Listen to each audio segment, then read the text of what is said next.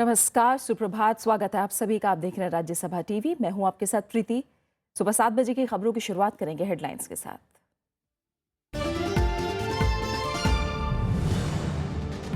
जम्मू कश्मीर में पीडीपी का बीजेपी के साथ गठबंधन जारी रखने का फैसला। सरकार गठन पर महबूबा मुफ्ती करेंगी फैसला। नेशनल कॉन्फ्रेंस का बीजेपी के साथ तालमेल से इनकार।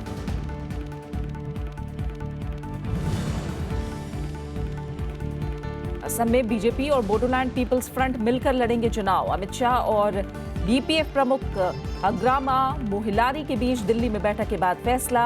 जून से पहले होना है विधानसभा चुनाव।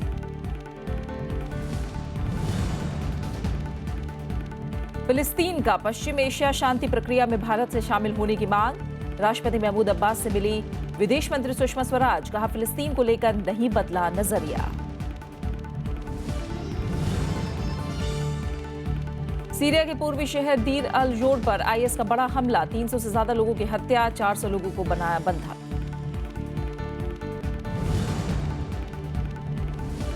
और टीम इंडिया के ऑस्ट्रेलिया के हाथों लगातार तीसरी हार। विराट का सैकड़ा बेकार। मेलबर्न वनडे में जीत के साथ ऑस्ट्रेलिया का सीरीज पर कब्जा।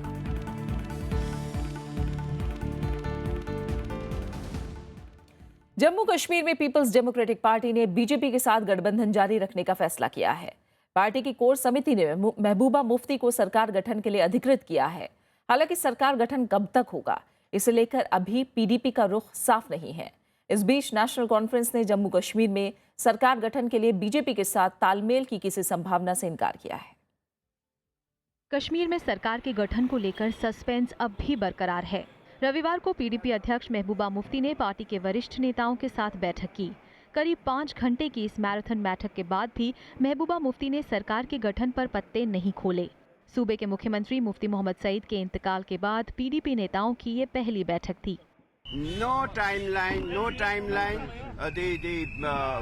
The focus is on the agenda which has been part of Mufti Saab's vision, and we want to implement that vision, and Mahbooba ji will take a call how best to do it. PDP ने प्रधानमंत्री नरेंद्र मोदी के लाहौर दौरे की हिमायत भी की। Party ने इसे महरूम नेता मुफ्ती मोहम्मद सईद के लिए खुशी का पल बताया। हम ये समझते हैं कि उनका मोमेंट ऑफ ग्लोरी था कि जिस दिन वो अपने डेथ बेड पे वहाँ पे मॉनिटर कर रहे थे दिल्ली में, तो उसी दिन हमारे मुल्क के प्राइम मिनिस्टर नरेंद्र मोदी जी लाहौर की यात्रा पे गए, और मुफ्ती साहब के लिए शायद वो जिंदगी का आखिरी और सबसे बड़ा खुशी का मरहला था। पठानकोट आतंकी हमले के बाद लाहौर यात्रा के मुद्दे पर विपक्ष के निशाने पर रही सरकार के लिए पीडीपी का ये बयान राहत देने वाला है। लेकिन सरकार बनाने के मुद्दे पर बीजेपी अभी भी पीडीपी के जवाब का इंतजार कर रही है। जम्मू कश्मीर में सरकार बनाने के मुद्दे पर पीडीपी के रुख की हमें जानकारी नहीं है। हम उनके जवाब का इंतजार कर रहे हैं। उम्मीद है कि बीजेपी पीडीपी का गठबंधन जारी रहेगा। जम्मू कश्मीर में पिछले कई दिनों से सियासी पारा चढ़ा हुआ है। शनिवार देर रात नेशनल कॉन्फ्रेंस प्रमुख फारूक अब्दुल्ला ने इस मुद्दे पर राज्यपाल एनएन बोहरा से मुलाकात भी की थी। उन्होंने पीडीपी और बीजेपी को आपसी मसले सुलझाने की सलाह भी दी। Delay is a bad thing. For the state, it's a bad thing because this is a border state and going through a very difficult phase. They have the mandate, they must sit down and solve the problems of the people. That is why they were elected. 2014 में हुए विधानसभा चुनावों में PDP ने 28 और BJP ने 25 सीटों पर कब्जा किया था, जिसके बाद दोनों ने गठबंधन की सरकार बनाई थी। नेशनल कॉन्फ्रेंस 15 और कांग्रेस 12 सीटों पर ही सिमट गए थे। Bureau report, Rajya Sabha TV. BJP और बोडोलैंड पीपल्स फ्रंट असम विधानसभा में मिलकर चुनाव लड़ेंगे। इस साल होने वाले विधानसभा चुनाव में बीजेपी और बोडोलैंड पीपल्स फ्रंट के बीच गठबंधन तय हो गया है। दिल्ली में बीजेपी अध्यक्ष अमित शाह के निवास पर हुई बैठक में पार्टी महासचिव राम माधव, केंद्रीय मंत्री सर्बानंद सोनोवाल, असम बीजेपी के अध्यक्ष हेमंत बिस्वा शामिल हुए। वहीं बोडोलैंड पीपल्स फ्रंट की तरफ से हंग्रामा मोहिलारी, चंदन ब्रह्मा, विश्वजीत देमरी शामिल हुए।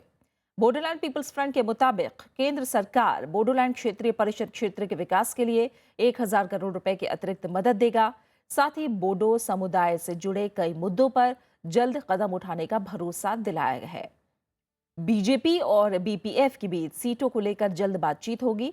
इस बारे में औपचारिक ऐलान प्रधानमंत्री नरेंद्र मोदी की कल होने वाली असम यात्रा के दौरान किया जाएगा। संसदीय कार्य मंत्री एम वेंकैया नायडू ने वस्तु और सेवा कर यानी जीएसटी को लेकर कांग्रेस की शर्तों को अनुचित बताया है। उन्होंने कहा कि कर सीमा की कांग्रेस की शर्त से कई लोग सहमत नहीं हैं। वेंकैया नायडू ने कहा कि अगर ये प्रावधान इतने महत्वपूर्ण थे तो यूपीए सरकार को इसे मूल विधेयक में लाना चाहिए था। कांग्रेस उपाध्यक्ष राहुल गांधी ने कहा था कि सरकार कांग्रेस की शर्त मानने को तैयार हो जाए तो जीएसटी बिना किसी बाधा के पारित हो जाएगा। वेंकैया नायडू ने जीएसटी पर कांग्रेस से एक बार फिर सहयोग की अपील की। उन्होंने बताया कि वित्त मंत्री अरुण जेटली विधेयक के बारे में कांग्रेस की 3 शर्तों पर पार्टी नेताओं के साथ पहले ही विचार कर चुके हैं। वेंकैया नायडू ने कल स्पीकर सुमित्रा महाजन से बजट सत्र को लेकर चर्चा की। उन्होंने जानकारी दी कि बजट सत्र की तारीखों को लेकर अभी कोई फैसला नहीं हुआ है। He suggested if the Congress party is willing to support the GST bill, we can even think of preponing the budget session also. But nothing concrete has emerged since then. प्रधानमंत्री नरेंद्र मोदी आज से 2 दिनों के सिक्किम दौरे पर रहेंगे। प्रधानमंत्री सतत कृषि और किसान कल्याण पर आयोजित राष्ट्रीय सम्मेलन में भी भाग लेंगे। इस कार्यक्रम में देश भर के कृषि मंत्री और सचिव हिस्सा ले रहे हैं। प्रधानमंत्री कार्यक्रम में शामिल हुए लोगों को संबोधित भी करेंगे। मंगलवार को प्रधानमंत्री राज्य सरकार द्वारा आयोजित सिक्किम जैविक उत्सव में शामिल होंगे। कार्यक्रम में सिक्किम को देश का पहला जैविक कृषि राज्य भी घोषित किया जाएगा। इसके अलावा प्रधानमंत्री नरेंद्र मोदी राजधानी गैंगटॉक के रिज पार्क जाएंगे, जहां पुष्प प्रदर्शनी और सिम्बेडियम ऑर्किड प्रतियोगिता का आयोजन किया जा रहा है। प्रधानमंत्री की यात्रा के मद्देनजर राज्य में सुरक्षा के कड़े इंतजाम किए गए हैं।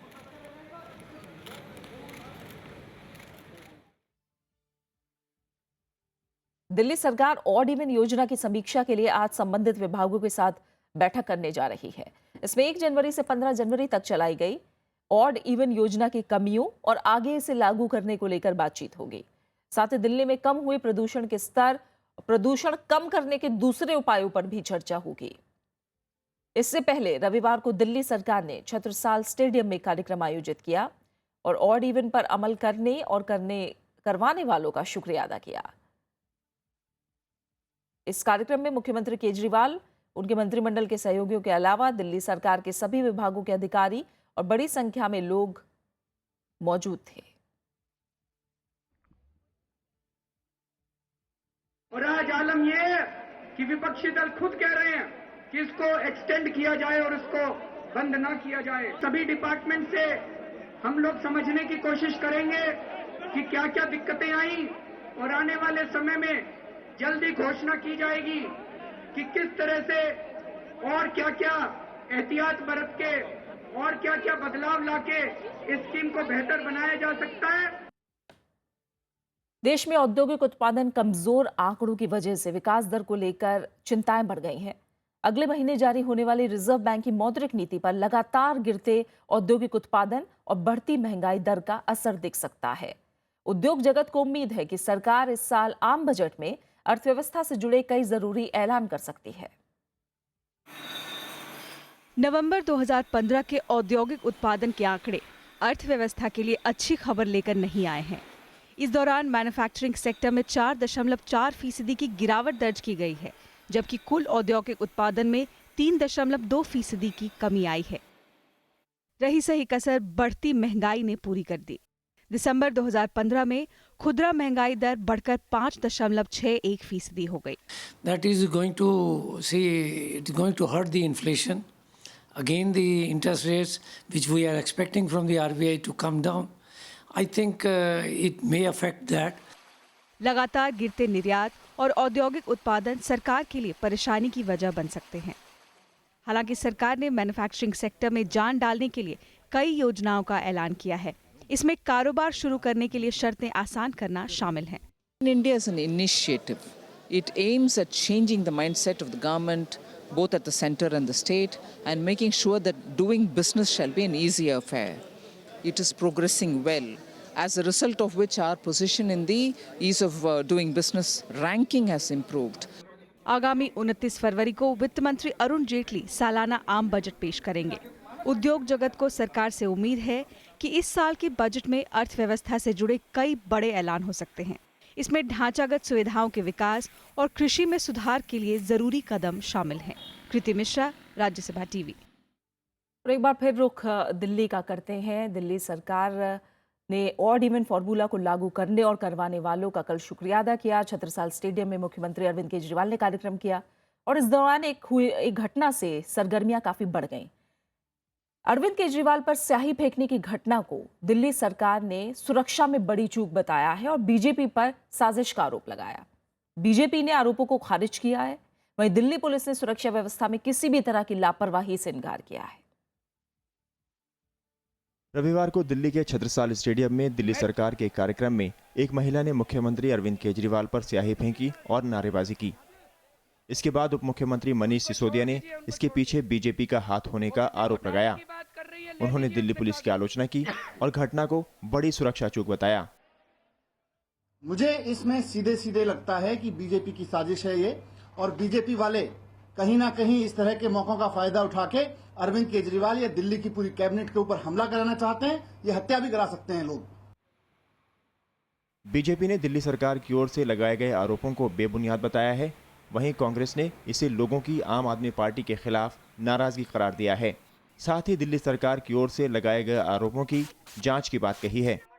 वो आरोप लगा रही है, आपको आरोप सुनने को तैयार नहीं है। मैंने भी सुना, उन्होंने कहा कि केजरीवाल की हत्या की साजिश हो रही है। मुझे लगता है आदरणीय राष्ट्रपति जी को, होम मिनिस्ट्री को, सेंट्रल गवर्नमेंट को इसका संज्ञान लेना चाहिए। ये गलत बात है। भाजपा को जबरदस्ती ना खींचे। जिसने भी किया गलत किया है।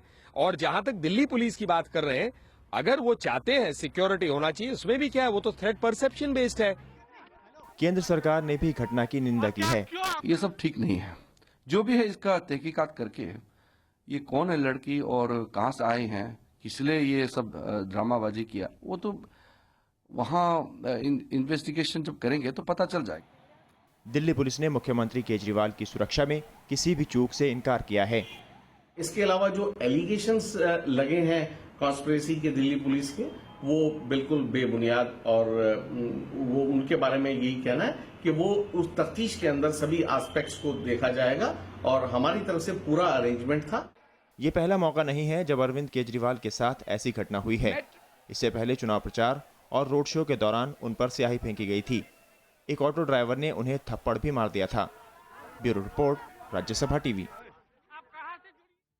दिल्ली के मुख्यमंत्री अरविंद केजरीवाल पर स्याही फेंकने वाली घटना के बाद दिल्ली पुलिस ने तुरंत महिला को हिरासत में ले लिया और इस मामले में केस दर्ज कर लिया गया है। स्याही फेंकने वाली महिला का आरोप है कि वो भ्रष्टाचार के मामले की शिकायत लेकर दिल्ली सरकार के पास गई थी, लेकिन उसकी सुनवाई नहीं हुई। मैंने मुलाकात करने की कोशिश की थी। मैंने बोला था कि आप मुझसे मिलो, मेरे पास कैम है। ये लोग मुझसे मिले ही नहीं। इतना रिक्वेस्ट करने के बाद मैंने बोला था मेरे पास कैम है, लेकिन ये लोग मुझसे नहीं मिले। हरियाणा में पंचायती संस्थाओं के दूसरे चरण के चुनाव में कल 85% के करीब मतदान हुआ। सबसे ज्यादा मतदान 91% सिरसा जिले में हुआ। इसके लिए 7,269 पोलिंग स्टेशन बनाए गए थे। 44 ब्लॉक में पंच, सरपंच, पंचायत समिति और जिला परिषद सदस्य पद के लिए रविवार शाम 4 बजे तक मतदान हुआ। 9,376 पदों के लिए 25,404 उम्मीदवार चुनाव मैदान में हैं।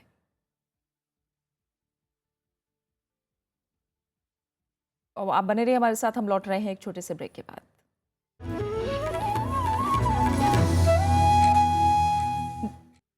मुक्का क्या मार रहा है? चाकू निकल के भोगना, भोग भोग साले का रानी, ये बड़ा थोड़ी चुस्तानो तब का 5-5, 10-10 बार मैंने नोट्स निकाला। क्यों करना है मुझे, क्या करना है मुझे, वो पूरा स्टडी बहुत अच्छा किया। जिसकी वजह से मुझे जिंदगी में प्रॉब्लम नहीं आया। अरे काय का लिहाज बीबी जी, हम इजड़े हैं पर दोगले ना है तुम जैसे। मेरे पास कोई पॉलिटिकल बैकग्राउंड या ड्रामा का बैकग्राउंड, कोई बैकग्राउंड, मेरा बैकग्राउंड जो है तो मेरे हार्ट से तुम्हारे हार्ट में जाना बस। जितना पगार मिलता है ना एक हेड कांस्टेबल को, उसमें से घर का चूल्हा तो जलता है पर उसके ऊपर पकता कुछ नहीं। नमस्कार, मैं हूँ सयाजी शिंदे। मुझसे मिलिए प्रोग्राम गुफ्तगू में, सिर्फ राज्यसभा टीवी पर। कलियाचक में जो घटना हुई, क्या उसे स्वतः स्फूर्त घटना कही जा सकती है या पूर्व नियोजित थी?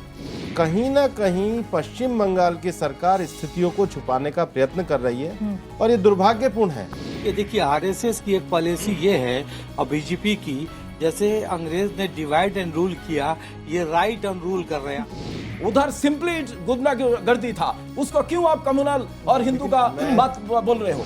सांप्रदायिक जब टकराव होता है तब दूसरे संप्रदाय के लोगों के ऊपर हमला होता है, लेकिन आप देखेंगे निशाना बनाया गया था प्रशासन। भगवान बचाना हम छोड़ें और इंसानों को बचाने की बात करें, तभी सहिष्णुता की बात हो पाएगी। देखिए सरोकार सिर्फ राज्यसभा टीवी पर।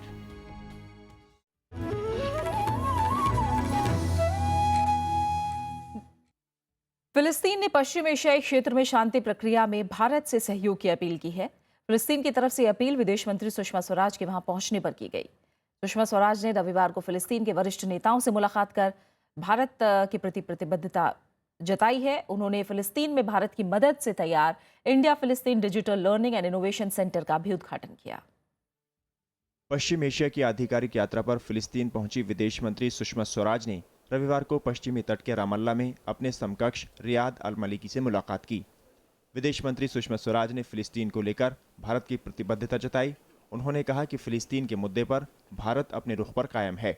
Over the years, our approach to Palestine has crystallized into a policy with three core dimensions. 1. Solidarity with the Palestinian people. 2. Support to the Palestinian cause. And 3. Support to Palestinians' nation building and capacity building efforts. The entire Indian political leadership remains steadfastly committed to these policies. वहीं Maliki ने भी फिलिस्तीन में क्षमता निर्माण प्रक्रिया को बढ़ाने में भारत की कोशिशों की सराहना की। भारत पिछले साल पहली बार संयुक्त राष्ट्र मानवाधिकार संस्थान में अपनाए गए फिलिस्तीन के एक प्रस्ताव पर मतदान से दूर रहा था, जिसमें गाजा में 2014 के संघर्ष में शामिल पक्षों की ओर से जवाबदेही की वकालत की गई है। फिलिस्तीन यात्रा के बाद विदेश मंत्री इजराइल की यात्रा करेंगी। इस दौरान वो दोनों देशों के बीच सहयोग के क्षेत्रों पर समीक्षा करने के लिए इजराइल के शीर्ष नेतृत्व के साथ चर्चा करेंगी। Bureau report, Rajya Sabha TV. फिलिस्तीनी अधिकारियों ने विदेश मंत्री सुषमा स्वराज को विश्वास दिलाया है कि इराक की मोसुल से अगवा 39 भारतीय सुरक्षित हैं। उन्होंने कोई ठोस सबूत नहीं दिया, लेकिन कहा कि उन्हें तीसरे पक्ष से इन भारतीयों के सुरक्षित होने की जानकारी मिली है। इससे पहले फिलिस्तीनी राष्ट्रपति महमूद अब्बास ने अक्टूबर में राष्ट्रपति प्रणब मुखर्जी की यात्रा के दौरान भरोसा दिलाया था कि अगवा भारतीय सुरक्षित हैं।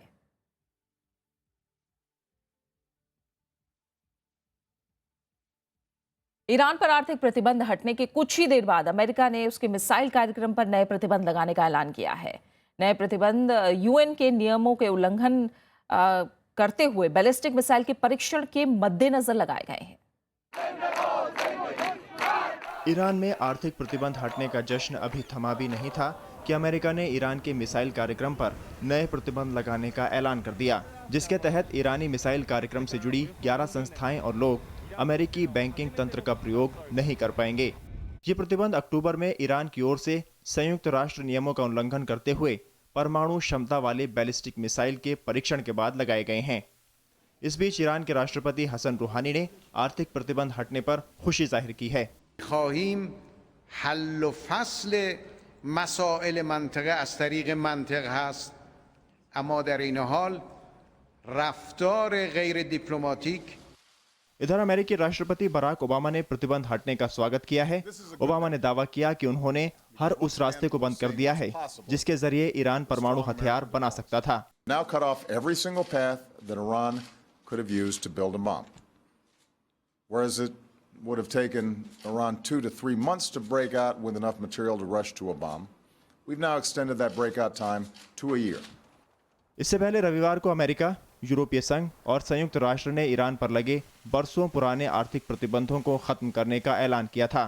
इसके साथ ही ईरान की करीब 100 अरब डॉलर की संपत्तियों के इस्तेमाल पर लगी रोक हट गई है। ईरान की अर्थव्यवस्था को इससे जबरदस्त फायदा होने की उम्मीद है।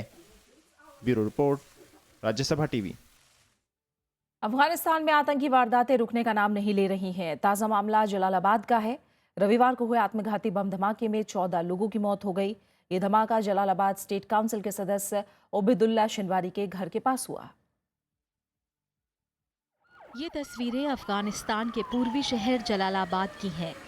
जहां प्रांतीय परिषद के सदस्य ओबेदुल्ला शिनवारी के घर के बाहर रविवार को आत्मघाती हमला हुआ।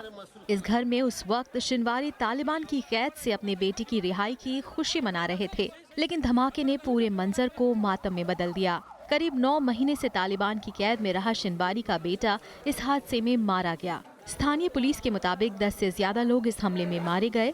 हमले में शिनवारी के पिता भी घायल हुए हैं। घायलों में 3 लोगों की हालत अब भी गंभीर है।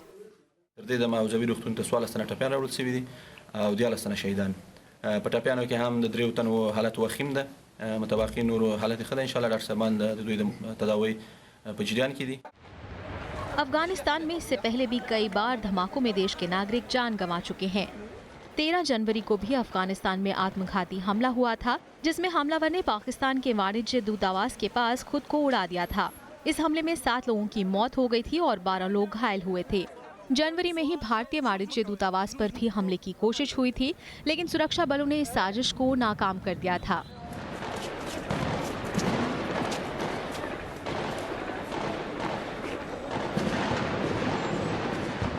जानकारों के मुताबिक विदेशी सेनाओं की वापसी के बाद आईएस और तालिबान एक बार फिर से सक्रिय हो गए हैं, जो अफगानिस्तान के लिहाज से बड़ी चुनौती है। आजकल जो आईएस वहाँ से आ गया था और तालिबान रीइमर्जेंस हो रहा है, इसका मकसद है कम से कम 10-15 बेस भी अभी तक वहाँ पर भी है। अल-कायदा भी के लिए वहाँ पर वो ट्रेनिंग कैंप शुरू किया और इसी काइंड ऑफ ऑपरेशन है जो जब तक ये सुसाइडल ऑपरेशन कर रहा है। Only 2% can do this one. Taliban के साथ शांति स्थापित करने की कोशिशों के बीच अफगानिस्तान में लगातार हमले हो रहे हैं। Bureau report, Rajya Sabha TV. Syria के पूर्वी शहर दीर अल-ज़ूर में एक हमले के बाद चरमपंथी संगठन इस्लामिक स्टेट ने करीब 400 लोगों का अपहरण कर लिया है। सीरिया के घटनाक्रम पर नजर रखने वाली ब्रिटेन स्थित संस्था Syrian observatory for human rights का कहना है कि इस हमले में 85 आम नागरिक और 50 सीरियाई सैनिक मारे गए हैं। हमले में सरकार समर्थक लड़ाकों के परिवारों को निशाना बनाया गया है और अगवा किए गए लोगों में ज्यादातर औरतें और बच्चे हैं। इधर सरकारी समाचार एजेंसी सना के मुताबिक बघालिया इलाके में आईएसआईएस के हमले में 300 नागरिक मारे गए हैं। यमन में हुए कार बम धमाके में 7 लोगों की मौत हुई है, जबकि 12 अन्य जख्मी हुए हैं। धमाका अदन शहर में सुरक्षा निदेशक के घर के बाहर हुआ। यमन में हुथी शिया संगठन अंसारुल्लाह और सऊदी अरब समर्थित गठबंधन के बीच पिछले कई महीनों से संघर्ष चल रहा है। सितंबर 2014 में अंसारुल्लाह ने राजधानी सना समेत देश के बड़े हिस्से पर कब्जा कर लिया था। संयुक्त राष्ट्र के मुताबिक यमन में पिछले 1 साल के दौरान सऊदी गठबंधन के हमलों और अंदरूनी हिंसा में 2300 से ज्यादा नागरिक मारे गए हैं।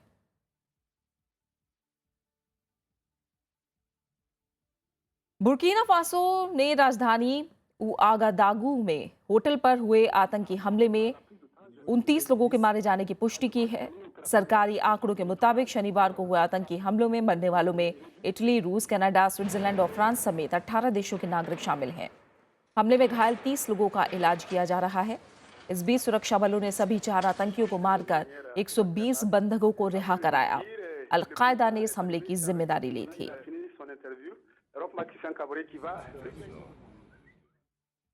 बात मौसम की करते हैं। दिल्ली समेत पूरा उत्तर भारत कड़ाके की ठंड की चपेट में है। कोहरे की वजह से रेल और सड़क यातायात बाधित हुआ है। रविवार को कोहरे की वजह से 25 ट्रेनों को रद्द करना पड़ा, जबकि कई ट्रेनें तय समय से देर से चल रही हैं। उत्तर प्रदेश में ठंड से 6 लोगों की मौत हुई है। यूपी, पंजाब और राजस्थान में बर्फीली पश्चिमी हवाओं के चलने से कड़ाके की ठंड है। वहीं पहाड़ों में तापमान में भारी गिरावट आई है। जम्मू कश्मीर में लेह का तापमान -14.4 डिग्री सेल्सियस तक पहुंच चुका है। बात क्रिकेट की। भारत ने ऑस्ट्रेलिया के साथ खेली जा रही 5 मैचों की 1 दिवसीय सीरीज गंवा दी है। रविवार को टीम इंडिया मेलबर्न में खेला गया तीसरा मैच भी हार गई। पहले बल्लेबाजी करते हुए भारतीय टीम ने ऑस्ट्रेलिया को 296 रनों का लक्ष्य दिया। भारत की तरफ से विराट कोहली ने शतक जमाया, जबकि शिखर धवन ने 68 और अजिंक्य रहाणे ने 50 रन बनाए। ऑस्ट्रेलियाई टीम ने इस लक्ष्य को 7 विकेट के नुकसान पर हासिल कर लिया। ग्लेन मैक्सवेल ने 96 और शॉन मार्श ने 62 रनों की पारी खेली। मैक्सवेल को उनकी शानदार बैटिंग के लिए मैन ऑफ द मैच चुना गया। विराट कोहली वनडे में सबसे तेज 7000 रन पूरा करने वाले बल्लेबाज बन गए हैं।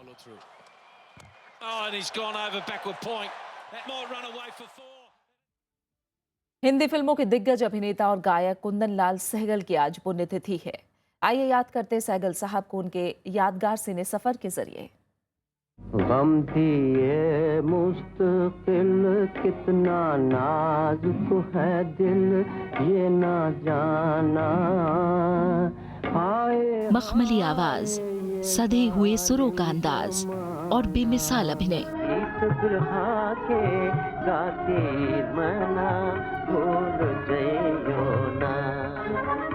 हिंदी फिल्म का ये नायाब सितारा है कुंदन लाल सहगल। 1930 और 40 के दशक में हिंदी सिने संगीत को अपनी बेमिसाल आवाज और बेहतरीन गीतों से संवारने वाले के.एल. सहगल का जन्म 11 अप्रैल 1904 को जम्मू में हुआ था। जब दिल ही टूट गया, जब दिल ही टूट गया। जितनी बेहतरीन उनकी गायकी थी, उतना ही बेहतरीन अभिनय भी। 1932 में जिंदा लाश से अपने फिल्मी सफर की शुरुआत करने वाले सहगल साहब ने देवदास, मिर्जा गालिब, तानसेन, शाहजहां, स्ट्रीट सिंगर जैसी कई बेहतरीन फिल्मों में अभिनय किया।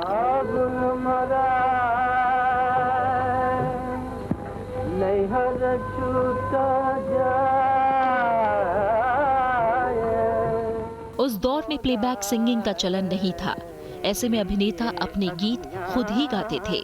ऐसे में के.एल. सहगल साहब के अभिनय और गायकी दोनों ही अंदाज उभर कर सबके सामने आए। काहे तिहारी चितवन बाकी, काहे तिहारी कौन चूक ऐसी भई हमसे। 42 साल की उम्र में 18 जनवरी 1947 को सहगल साहब ने दुनिया को अलविदा कह दिया। Bureau report, Rajya Sabha TV. काहे गुमान करे रे गोरी, काहे गुमान। और आखिर में एक नजर हेडलाइंस पर।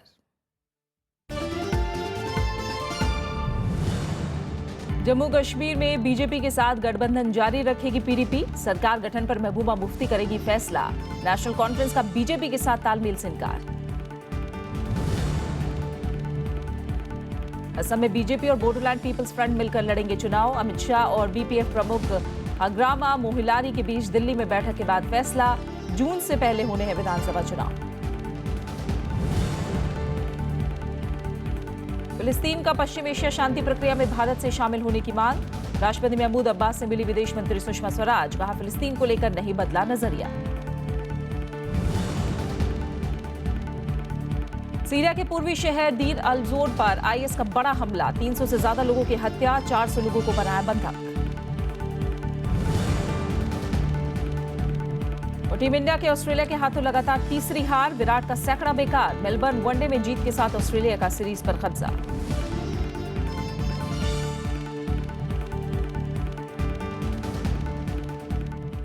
और इसी के साथ फिलहाल इस बुलेटिन में इतना ही। आगे देखिए खास कार्यक्रम गुफ्तगू। नमस्कार।